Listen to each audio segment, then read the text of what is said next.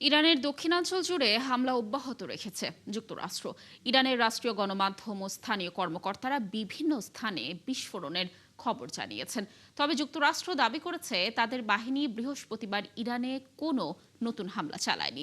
এদিকে হামলার মাঝে ট্রাম্প প্রশাসন জানিয়েছে তারা এখনও একটি সমাধানে পৌঁছাতে প্রতিশ্রুতিবদ্ধ। বিস্তারিত মনিরুজ্জামান বাবুর প্রতিবেদনে। টানা 2 রাত ইরান যুক্তরাষ্ট্র পাল্টাপাল্টি হামলার পর বৃহস্পতিবার রাতটা ছিল মধ্যপ্রাচ্যে এক অস্বস্তিকর নীরবতা। যদিও ইরানের রাষ্ট্রীয় গণমাধ্যম ও স্থানীয় কর্মকর্তাদের দাবি, যুক্তরাষ্ট্র ইরানের দক্ষিণাঞ্চলের কোনারাক ও সিরিক শহরের বিভিন্ন স্থানে হামলা চালিয়েছে। এছাড়া বুশের পারমাণবিক স্থাপনার কাছেও বিস্ফোরণের ঘটনা ঘটেছে। বুশের প্রদেশের রাজনৈতিক ও নিরাপত্তা বিষয়ক উপগভর্নর জানিয়েছেন, শহরটির কাছে একটি সামরিক স্থাপনায় যুক্তরাষ্ট্র ও ইসরায়েলি শত্রুপক্ষের ক্ষেপণাস্ত্র আঘাত হেনেছে। তবে এক মার্কিন কর্মকর্তা জানিয়েছেন, হামলার খবর প্রকাশের সময় যুক্তরাষ্ট্রের সামরিক বাহিনী ইরানে কোনো ধরনের অভিযান চালায়নি। আর ইসরায়েলি কর্মকর্তারা বলেছেন, এসব হামলায় ইসরায়েলের কোনো সম্পৃক্ততা নেই। এদিকে মার্কিন সংবাদ মাধ্যম এক্সিওসের প্রতিবেদনে বলা হয়েছে, ট্রাম্প প্রশাসন এখনও একটি সমাধানে পৌঁছাতে প্রতিশ্রুতিবদ্ধ এবং পারমাণবিক চুক্তি নিয়ে কারিগরি পর্যায়ের আলোচনা অব্যাহত রয়েছে। আর উভয় পক্ষকে আলোচনার টেবিলে ফিরিয়ে আনার লক্ষ্যে কাতার, পাকিস্তান ও অন্যান্য মধ্যস্থতাকারীরা দুদেশের মধ্যে একাধিকবার যোগাযোগ করেছেন বলেও প্রতিবেদনে বলা হয়। এছাড়া সংবাদ মাধ্যম আল জাজিরাকে এক মার্কিন কর্মকর্তা জানিয়েছেন, সংঘাতের অবসান ঘটানো ছাড়াও ওয়াশিংটনের লক্ষ্য ইরানের পারমাণবিক কর্মসূচি সীমিত করা এবং হরমুজ প্রণালীতে আন্তর্জাতিক নৌ চলাচলের স্বাধীনতা নিশ্চিত করা। এদিকে ইরান ট্রাম্পকে হত্যার একটি সম্ভাব্য পরিকল্পনা করছে বলে যুক্তরাষ্ট্রকে সম্প্রতি তথ্য দিয়েছে ইসরায়েলি গোয়েন্দা সংস্থা। তবে এ বিষয়ে এখন পর্যন্ত যুক্তরাষ্ট্র বা তেহরান আনুষ্ঠানিকভাবে কোনো প্রতিক্রিয়া জানায়নি। মনিরুজ্জামান বাবু, একাত্তর। ইরানে যুক্তরাষ্ট্রের পরপর 2 দিনের হামলায় 14 জন নিহত ও আরও 78 জন আহত হয়েছে। হরমুজ প্রণালীতে 3টি বাণিজ্যিক জাহাজে হামলা হওয়ার পর মঙ্গলবার রাতে ইরানের 80টি লক্ষ্যবস্তুতে শক্তিশালী হামলা চালায় যুক্তরাষ্ট্র। ইরানের রাষ্ট্রীয় গণমাধ্যমের বরাতে বিবিসি লিখেছে, কেশম দ্বীপ, বন্দর আব্বাস এবং সিরিক অঞ্চলে এই সব হামলা চালানো হয়। পরে বুধবার ভোররাতে বাহরাইন ও কুয়েতে মার্কিন সামরিক বাহিনীর 85টি লক্ষ্যস্থলে পাল্টা হামলা চালায় ইরান। একই দিন যুক্তরাষ্ট্র ইরানের 90টি জায়গায় আরও শক্তিশালী হামলা করে। এসব হামলায় ইরানের 14 জন নিহতের খবর নিশ্চিত করে দেশটির স্বাস্থ্য মন্ত্রণালয়। আইআরজিসি এসব মার্কিন হামলাকে খামেনির দাফনের সঙ্গে সম্পর্কিত দাবি করে বলেছে, এই ঐতিহাসিক ঘটনাকে ম্লান করতেই যুক্তরাষ্ট্র এসব হামলা চালিয়েছে। যুদ্ধবিরতির সমঝোতা কার্যত ভেঙে পড়ার পর আবারও মুখোমুখি অবস্থানে যুক্তরাষ্ট্র ও ইরান। নতুন মার্কিন হামলা, পাল্টা ইরানের সামরিক পদক্ষেপ এবং উত্তপ্ত মধ্যপ্রাচ্যের বাস্তবতায় তেহরানের সাধারণ মানুষের মধ্যেও বাড়ছে অনিশ্চয়তা। তবে ভয় নয়, বরং যুক্তরাষ্ট্রের প্রতি অবিশ্বাস এবং দেশের পক্ষে অবস্থানের কথাই বেশি শোনা যাচ্ছে তাদের কণ্ঠে। আরও জানাচ্ছেন চৈতি সরোয়ার। যুদ্ধবিরতির সমঝোতা নিয়ে শুরু থেকেই সংশয় ছিল অনেক ইরানির। নতুন করে মার্কিন হামলার পর সেই অবিশ্বাস আরও স্পষ্ট হয়ে উঠেছে। তেহরানের রাস্তায় কথা বলা সাধারণ নাগরিকদের ভাষ্য, ওয়াশিংটনের প্রতিশ্রুতির ওপর আর ভরসা করার সুযোগ নেই। ইরানিদের অভিযোগ, যুক্তরাষ্ট্র আন্তর্জাতিক নিয়মকানুনের কথা বললেও বাস্তবে তা মানে না। তাই সমঝোতা কিংবা আলোচনার মাধ্যমে স্থায়ী সমাধান হবে এমন আশা অনেকেই করছেন না। তাদের মতে সাম্প্রতিক হামলা প্রমাণ করেছে যে যুদ্ধবিরতির প্রতিশ্রুতিও টেকসই হয়নি। যুক্তরাষ্ট্র, বিশেষ করে প্রেসিডেন্ট ট্রাম্প, কোনো আন্তর্জাতিক নীতি বা নিয়মের প্রতি প্রতিশ্রুতিবদ্ধ নন। তাই এই সমঝোতা মেনে চলবেন এমন প্রত্যাশাও করা যায় না। তবে যুদ্ধের শঙ্কার মধ্যেও নিজেদের অবস্থান থেকে সরে আসতে নারাজ বলে জানিয়েছেন অনেকেই। তাদের দাবি, ইরান কখনো যুদ্ধ চায় না, কিন্তু দেশের সার্বভৌমত্বে আঘাত এলে তার জবাব দিতেই হবে। আমরা কখনো যুদ্ধ শুরু করিনি, কিন্তু আমাদের ভূখণ্ডে হামলা হলে আমরা নিজেদের অধিকার থেকে পিছিয়ে যাব না। প্রয়োজন হলে কঠোর জবাব দেওয়া হবে। আবার কেউ কেউ মনে করছেন যুদ্ধবিরতির ঘোষণার পর থেকে এই সমঝোতা টেকার সম্ভাবনা খুবই কম ছিল। তাদের ভাষায় আলোচনা দেশের অর্থনীতি ও ভবিষ্যৎ নিয়ে অনিশ্চয়তাই আরও বাড়িয়েছে। প্রথম দিন থেকে বোঝা গিয়েছিল এই সমঝোতা টিকবে না। ব্যক্তিগতভাবে আমি আর কোনো আলোচনায় বিশ্বাস করি না। এতে আমাদের জীবনের কোনো পরিবর্তন হয় না, বরং অর্থনীতি আরও দুর্বল হয়। এরই মধ্যে যুক্তরাষ্ট্র ও ইরানের পাল্টাপাল্টি সামরিক পদক্ষেপে মধ্যপ্রাচ্যের নিরাপত্তা পরিস্থিতি আরও নাজুক হয়ে উঠেছে। যুদ্ধবিরতির ভবিষ্যৎ নিয়ে অনিশ্চয়তা বাড়ছে, আর সেই সাথে কূটনৈতিক সমাধানের পথও ক্রমেই কঠিন হয়ে পড়েছে। চৈতি সরওয়ার, ৭১। এক সপ্তাহের রাষ্ট্রীয় শোকানুষ্ঠান শেষে জন্মস্থান মাশহাদে দাফন করা হয়েছে ইরানের সাবেক সর্বোচ্চ নেতা আয়াতুল্লাহ আলী খামেনিকে। জন্মভূমি মাশহাদের ইমাম রেজার পবিত্র মাজার প্রাঙ্গণে রাষ্ট্রীয় মর্যাদায় সম্পন্ন হয়েছে তার দাফন। শেষ জানাজায় অংশ নিয়েছেন লাখো মানুষ। দাফনের আগে জানাজার ইমামতি করেন তার জ্যেষ্ঠ ছেলে মোস্তফা খামেনি। আরও জানাচ্ছেন দেওয়ান মুবাশশিরা হোসেন। ইতিহাসের কিছু বিদায় কেবল একজন মানুষের বিদায় নয়, একটি সময়েরও অবসান। মাশহাদ তেমনি এক বিদায়ের সাক্ষী হলো। লাখো মানুষের অশ্রু, দোয়া আর রাষ্ট্রীয় মর্যাদার মধ্য দিয়ে ইমাম রেজার পবিত্র মাজারে দাফন সম্পন্ন হয়েছে ইরানের সাবেক সর্বোচ্চ নেতা আয়াতুল্লাহ আলী খামেনির। শোক, প্রার্থনা আর স্লোগানে মুখর ছিল মাশহাদের আকাশ বাতাস। বিদায় নিচ্ছিলেন শুধু একজন নেতা নন, বরং 4 দশকেরও বেশি সময় ধরে ইরানের রাজনীতি ও ধর্মীয় নেতৃত্বের কেন্দ্রবিন্দুতে থাকা এক প্রভাবশালী ব্যক্তিত্ব। তার শেষ যাত্রায় হাজারো মানুষের ঢল যেন সাক্ষ্য দিচ্ছিল একটি যুগের অবসানের। ইমাম রেজার পবিত্র মাজার প্রাঙ্গণে লাখো শোকাহত মানুষের উপস্থিতিতে জানাজার ইমামতি করেন আয়াতুল্লাহ আলী খামেনির জ্যেষ্ঠ ছেলে মোস্তফা খামেনি। তার পাশে ছিলেন ভাই মাসুদ ও মেইসাম খামেনি। তবে দেখা যায়নি মোস্তফা খামেনিকে। জানাজা শেষে রাষ্ট্রীয় মর্যাদায় জন্মস্থান মাশহাদেই চিরনিদ্রায় শায়িত হন আয়াতুল্লাহ আলী খামেনি। একই সঙ্গে দাফন করা হয় যুক্তরাষ্ট্র ও ইসরায়েলের হামলায় নিহত তার স্বজনদেরও। মাশহাদ শুধু খামেনির জন্মস্থান নয়, শিয়া মুসলিমদের অন্যতম পবিত্র শহরও। জীবদ্দশায় এই শহরের প্রতি নিজের গভীর ভালোবাসার কথা বহুবার বলেছেন তিনি। শেষ ইচ্ছাও ছিল ইমাম রেজার মাজারের সান্নিধ্যেই সমাহিত হওয়ার। সেই ইচ্ছারই বাস্তবায়ন হলো রাষ্ট্রীয় মর্যাদায় সম্পন্ন হওয়া এই দাফনের মাধ্যমে। গত 28 ফেব্রুয়ারি তেহরানে যুক্তরাষ্ট্র ও ইসরায়েলের যৌথ বিমান হামলায় নিহত হন 86 বছর বয়সী আয়াতুল্লাহ আলী খামেনি। যুদ্ধ পরিস্থিতির কারণে তাৎক্ষণিক দাফন সম্ভব না হওয়ায় প্রায় 4 মাস তার মরদেহ সংরক্ষণ করা হয়। অবশেষে 7 দিনের রাষ্ট্রীয় শোক পালনের পর মাশহাদে শায়িত হল ইরানের দীর্ঘতম ও সবচেয়ে প্রভাবশালী রাজনৈতিক নেতৃত্বের এক ঐতিহাসিক অধ্যায়। দেওয়ান মুবাশশিরা হোসেন, ৭১। 4 দশকেরও বেশি সময় ধরে মধ্যপ্রাচ্যের রাজনীতির অন্যতম প্রভাবশালী নাম আয়াতুল্লাহ আলী খামেনি। শুধু ইরানের সর্বোচ্চ নেতা নন, তিনি ছিলেন দেশটির পররাষ্ট্রনীতি, সামরিক কৌশল এবং আঞ্চলিক প্রভাব বিস্তারের প্রধান স্থপতি। যুক্তরাষ্ট্রের সঙ্গে দীর্ঘ বৈরিতা, ইসরায়েল বিরোধী অবস্থান এবং ইরানকে আঞ্চলিক শক্তিতে পরিণত করার জন্য সমর্থকদের কাছে তিনি প্রতিবাদ আর প্রতিরোধের প্রতীক। আয়াতুল্লাহ আলী খামেনিকে নিয়ে আরও জানাচ্ছেন চৈতি সরওয়ার। 1979 সালে ইসলামী বিপ্লবের পর ইরানে নতুন রাষ্ট্রীয় নেতৃত্বের আলোচনায় উঠে আসে একটি নাম। তিনি আয়াতুল্লাহ আলী খামেনি। জন্মেছিলেন ইরানের পবিত্র শহর মাশহাদে 1939 সালে। 1981 সালে ইরানের প্রেসিডেন্ট নির্বাচিত হন আয়াতুল্লাহ আলী খামেনি। 1989 সালে আয়াতুল্লাহ রুহুল্লাহ খোমেনির মৃত্যুর পর সুপ্রিম লিডারের দায়িত্ব পান তিনি। এরপর টানা 37 বছরেরও বেশি সময় ইরানের সর্বোচ্চ নেতৃত্বে থেকেছেন। দেশটির ইতিহাসে দীর্ঘতম সময় সর্বোচ্চ নেতা ছিলেন তিনি। সংবিধান অনুযায়ী রাষ্ট্রের পররাষ্ট্রনীতি, প্রতিরক্ষা, সশস্ত্র বাহিনী, বিচার ব্যবস্থা এবং কৌশলগত সিদ্ধান্তের চূড়ান্ত কর্তৃত্ব ছিল তার হাতে।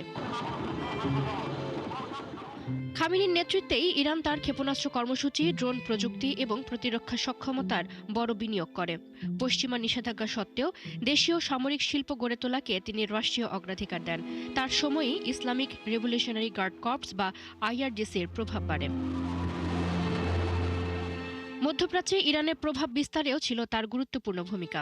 ইরাক, সিরিয়া, লেবানন ও ইয়েমেনে মিত্র গোষ্ঠীগুলোকে রাজনৈতিক ও কৌশলগত সমর্থন দিয়ে তিনি এক্সেস অফ রেজিস্ট্যান্সকে শক্তিশালী করেন।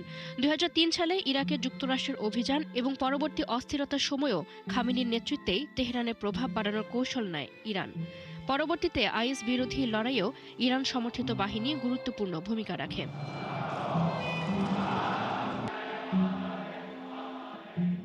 পারমাণবিক কর্মসূচির ক্ষেত্রেও খামেনির অবস্থান ছিল খুবই শক্তিশালী।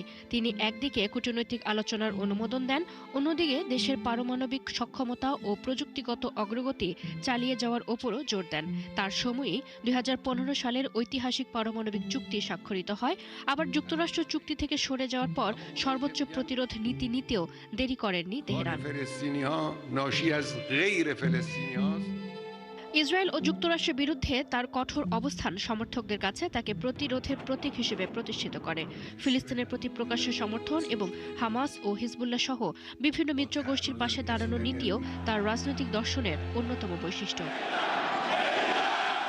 সমর্থকদের কাছে আলী খামেনি ছিলেন এমন একজন নেতা যিনি পশ্চিমা চাপের মুখেও ইরানের সার্বভৌমত্ব, সামরিক সক্ষমতা এবং আঞ্চলিক প্রভাব ধরে রাখতে পেরেছিলেন। 4 দশকের রাজনৈতিক জীবনে আলী খামেনি এমন এক নেতৃত্বের প্রতীক হয়ে ওঠেন যার সিদ্ধান্ত শুধু তেহরানেই সীমাবদ্ধ ছিল না, তার প্রতিফলন দেখা গেছে বাগদাদ, দামেস্ক, বৈরুত, গাজা থেকে শুরু করে ওয়াশিংটন ও তেল আবিবের কূটনৈতিক হিসাব নিকাশেও। জ্যোতি সরওয়ার, ৭১। যুক্তরাষ্ট্রের ফেডারেল ইলেকশন অ্যাসিস্ট্যান্স কমিশন ইএসির বাকি 3 জন সদস্যকেও পদ থেকে সরিয়ে দিয়েছেন মার্কিন প্রেসিডেন্ট ডোনাল্ড ট্রাম্প। বরখাস্তের বিষয়টি নিশ্চিত করেছে হোয়াইট হাউস। মূলত দেশজুড়ে নির্বাচন কর্মকর্তাদের প্রশাসনিক সহায়তা দিয়ে থাকে এই স্বাধীন কমিশন। 4 সদস্যের এই দ্বিদলীয় কমিশনের একজন সদস্য গত এপ্রিলে বিদায় নিয়েছিলেন। বাকি থাকা 3 কমিশনারকে বৃহস্পতিবার ভিন্ন উপায়ে সরিয়ে দেয়া হয়। নভেম্বরের মধ্যবর্তী নির্বাচনের মাত্র কয়েক মাস আগে ট্রাম্প এই পদক্ষেপ নিলেন। ট্রাম্পের এই সিদ্ধান্তের তীব্র সমালোচনা করেছে ডেমোক্র্যাটরা। প্রশান্ত মহাসাগরে সৃষ্টি হওয়া শক্তিশালী সুপার টাইফুন বাভি ধেয়ে আসছে চীনের পূর্ব উপকূলের দিকে। ঘন্টায় প্রায় 216 থেকে 290 কিলোমিটার বেগের বাতাস নিয়ে এগিয়ে আসা এই ঘূর্ণিঝড়কে ঘিরে ঝেজিয়াং ও ফুজিয়ান প্রদেশে জারি করা হয়েছে জরুরি সতর্কতা। আবহাওয়াবিদদের আশঙ্কা, শুধু উপকূল নয়, প্রবল বৃষ্টি ও ঝোড়ো হাওয়ার প্রভাবে পূর্ব, মধ্য ও উত্তর চীনের বিস্তীর্ণ এলাকাও ক্ষতিগ্রস্ত হতে পারে। আরো জানাচ্ছেন দেওয়ান মুবাশশিরা হোসেন। প্রশান্ত মহাসাগরে সৃষ্টি হওয়া সুপার টাইফুন বাভি শক্তি সঞ্চয় করে চীনের পূর্ব উপকূলের জন্য বড় হুমকি হয়ে উঠেছে। শক্তিশালী এই ঘূর্ণিঝড়কে ঘিরে ঝেজিয়াং ও ফুজিয়ান প্রদেশে জরুরি প্রস্তুতি জোরদার করেছে চীনা কর্তৃপক্ষ। সম্ভাব্য ক্ষয়ক্ষতি কমাতে নেওয়া হচ্ছে নানা ধরনের প্রতিরোধমূলক ব্যবস্থা।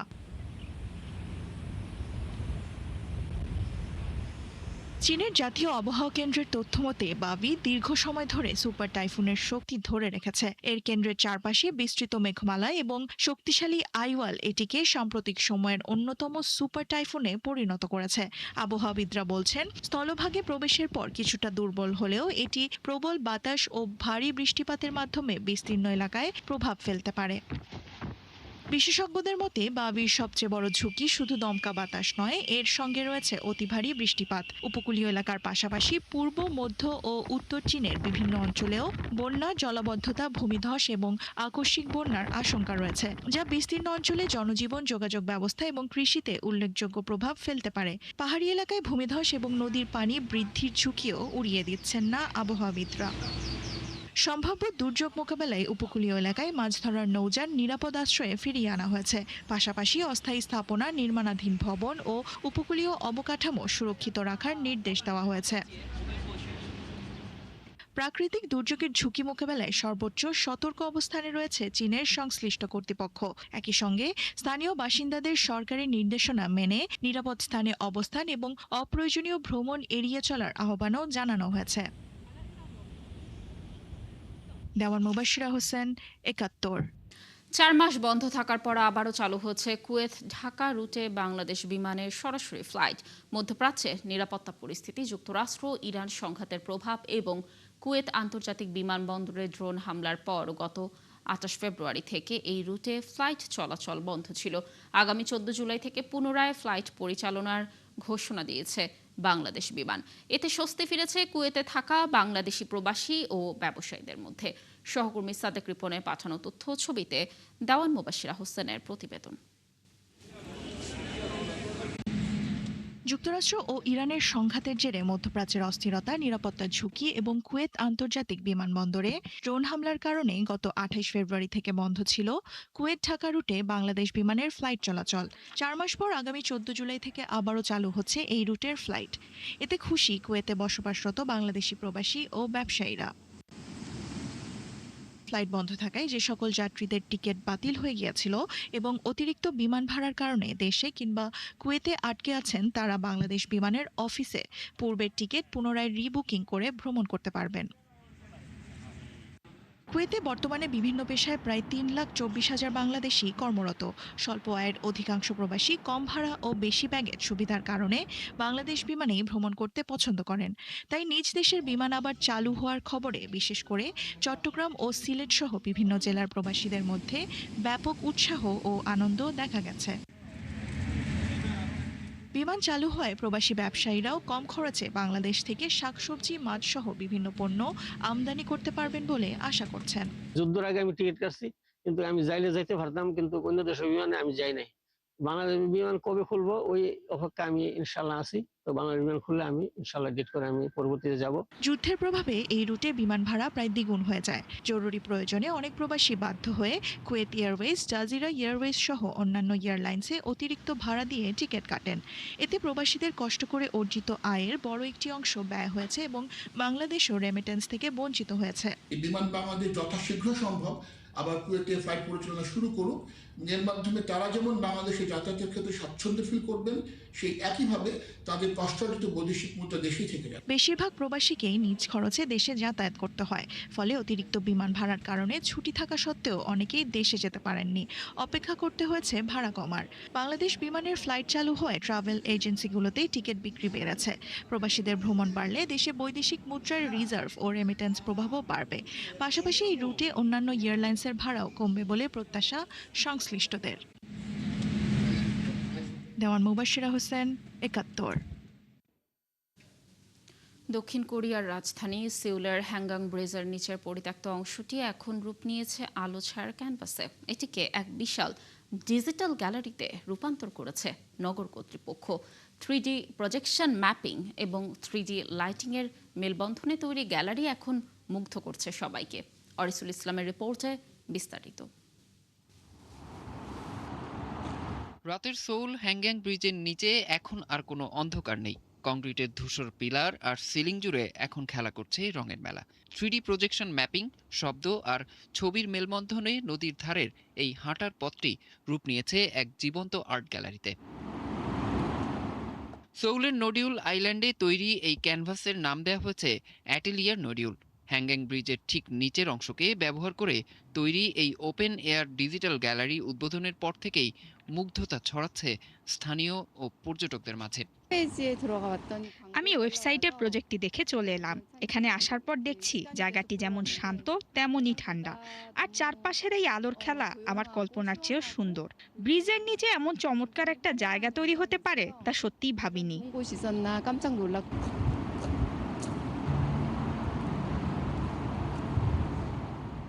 সোউল মেট্রোপলিটন সরকারের mega project Nodeul global art আইল্যান্ডের অংশ হিসেবে এই উদ্যোগ নেওয়া হয়েছে।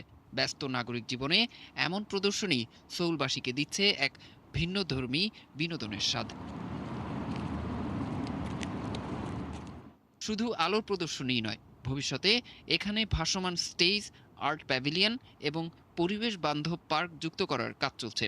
2028 সালের মধ্যে পুরো দ্বীপটিকে একটি আন্তর্জাতিক সাংস্কৃতিক কেন্দ্রে রূপ দেওয়ার পরিকল্পনা রয়েছে কর্তৃপক্ষের। অরিসুল ইসলাম, ৭১। এই ছিল আজকের আয়োজনে। বিশ্বের আরও নতুন কিছু খবর ও বিশ্লেষণ নিয়ে আগামীকাল সকাল 9:30 আবারও হাজির হবে বিশ্বযোগ। সরাসরি সংবাদ অনুষ্ঠান দেখতে চোখ রাখুন ৭১-এর ফেসবুক পেজে এবং সাবস্ক্রাইব করুন ৭১-এর ইউটিউব চ্যানেল। ৭১-এর সাথেই থাকুন।